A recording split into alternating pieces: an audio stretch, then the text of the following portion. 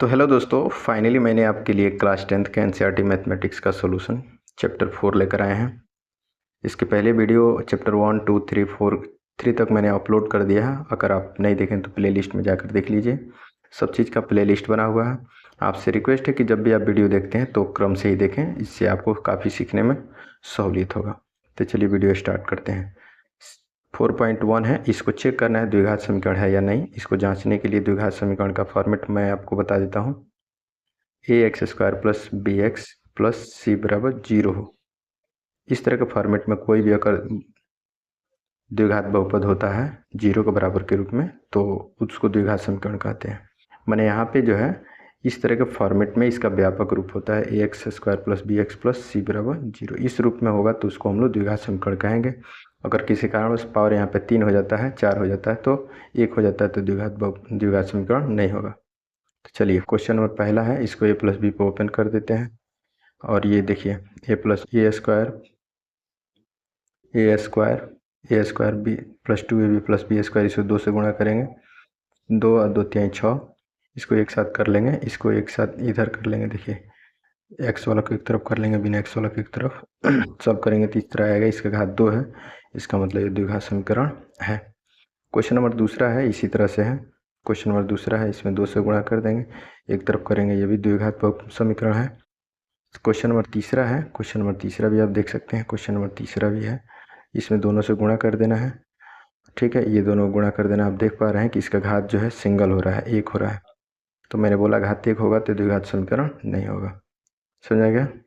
तो इस तरह से क्वेश्चन नंबर चौथा हम करेंगे। सारे क्वेश्चन को ऐसे ही जांचना है ना। क्वेश्चन नंबर 4 है, इसको दोनों को मल्टीप्लाई कर देंगे। 2 में x से गुणा 2x² और x में 1 से गुणा x होगा, 3 में 2 से गुणा 6 होगा, 3 में 1 से गुणा 3 हो जाएगा। आप इसको देखेंगे आगे x² वाला को एक तरफ सेटल करके, तो ये द्विघात समीकरण है क्योंकि इसका घात क्या हो रहा है, 2 हो रहा है। देख पा रहे हैं ना। फिर क्वेश्चन नंबर 5 है, इसको भी 2 से गुणा, इसको दोनों गुणा कर देना, इसको गुणा, थोड़ा सा गुणा आपको आना चाहिए। हाँ, गुणा दोनों पारापरी कर लेना है, इसको गुणा कर लेना है। ठीक है, तो आप देखेंगे इसका घात 2 आ रहा है, इसका मतलब द्विघात समीकरण है। इसी तरह से क्वेश्चन नंबर आपका 6वां है, 6वां भी उसी तरह है। यहाँ पे देख रहे हैं घात इसका 2 है, इसका घात 2 है। देख रहे हैं कि अब जब इसको a माइनस बी का होल स्क्वायर तुरिएगा, इसको ये कट जाएगा।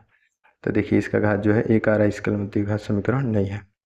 क्वेश्चन नंबर 7 है, क्वेश्चन नंबर 7 भी इसको a प्लस बी का होल क्यूब तोड़ेंगे, इसे 2 से गुणा कर देंगे 2x से, तो ये हो जाएगा। यहाँ पे देख पा रहे हैं कुल मिलाकर सॉल्व करने पे इसका घात क्या हो रहा है, 3 हो रहा है, इसलिए द्विघात समीकरण नहीं होगा। क्वेश्चन नंबर 8 है, इसी तरह से है, ये भी आप देखें घात 3 है, इसको a माइनस बी का होल क्यूब हो, a माइनस बी का होल क्यूब होता है a क्यू माइनस बी के minus 3ab into a minus B होता है। इसको सॉल्व करेंगे तो इसका घात 2 आ रहा है, इसका मतलब द्विघात समीकरण है। क्वेश्चन नंबर दूसरा देखिए, क्वेश्चन नंबर दूसरा आपको दिखा देते हैं। ये जो है इसको सिर्फ द्विघात समीकरण के रूप में व्यक्त कर देना है। यहाँ लिखा है एक आयताकार भूखंड का क्षेत्रफल 528 वर्ग मीटर है, लंबाई चौड़ाई के दुगुने है, तो भूखंड की लंबाई और चौड़ाई ज्ञात करना है। मान लेते हैं भूखंड की चौड़ाई x है तो लंबाई उससे दुगुना है, तो 2 से गुणा कर देंगे, 2x प्लस 1 हो जाएगा। भूखंड का क्षेत्रफल लंबाई गुणा चौड़ाई होता है, ये दिया हुआ है 528। अब इसे x से गुणा करेंगे 2x², ये आपका फाइनली आंसर हो जाएगा। तो क्वेश्चन नंबर दूसरा देखते हैं। क्वेश्चन नंबर दूसरा भी उसी तरह से है। क्वेश्चन नंबर दूसरा देखिए, ठीक है, ठीक। क्वेश्चन नंबर दूसरा देखिए, क्वेश्चन नंबर दूसरा है कि दो क्रमागत धनात्मक पूर्णांकों का गुणनफल जो है, पूर्णांकों का गुणनफल 306 है, तो हमें पूर्णांक ज्ञात करना है।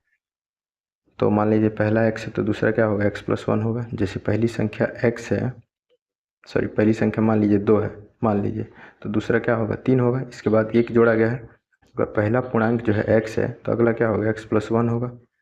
एक जोड़ करके दोनों को गुणनफल दिया है कितना, 306। ये x में 1 से गुणा x² x और 306, अब इसको एक साथ कर लेंगे, ये द्विघात समीकरण। ये हल किया है तो इसका हल करने की कोई ज़रूरत नहीं है, वैसे उन्होंने बोला है तो सॉल्व कर दिया है। अब क्वेश्चन नंबर जो है 3 देखेंगे। क्वेश्चन नंबर 3, रोहन की माँ उसके 6 वर्ष बड़ी है ना, उसकी आयु का गुणनफल 3 वर्ष पश्चात 360 हो जाता है, तो रोहन की वर्तमान आयु ज्ञात करनी है। तो आइए देखते हैं। मान लेते हैं रोहन की आयु x वर्ष है तो उसकी माँ की आयु उससे 26 वर्ष बड़ा है तो x + 26 होगा। अब 3 वर्ष बाद बोला है तो जोड़ देते हैं, x + 3 हो जाएगा और ये हो क्या होगा, माँ की है x + 26, इसमें 3 जोड़ देंगे तो x + 29 हो जाएगा। दोनों का गुणनफल जो है 360 दिया है, गुणा कर देंगे, गुणा करके छोड़ देंगे, यही आपका आंसर हो जाएगा। क्वेश्चन नंबर 4 देखिए।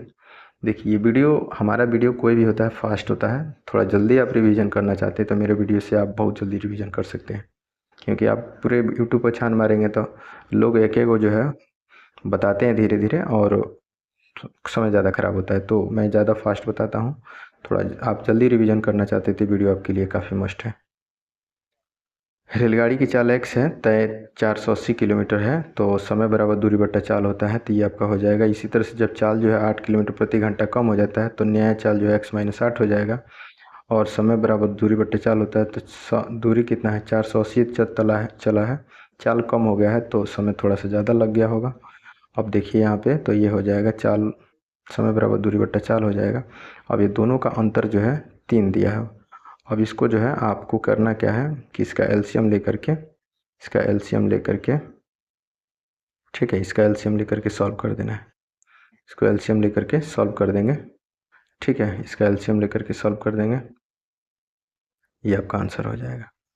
तो इस तरह से हम जो है आपके लिए मैंने 4.1 में जितना क्वेश्चन था मैंने कंप्लीट कराया।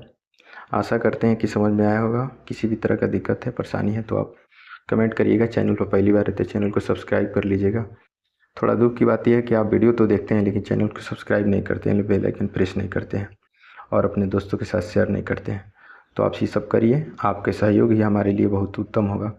मिलते हैं अगली वीडियो में, तब तक के लिए बहुत बहुत धन्यवाद।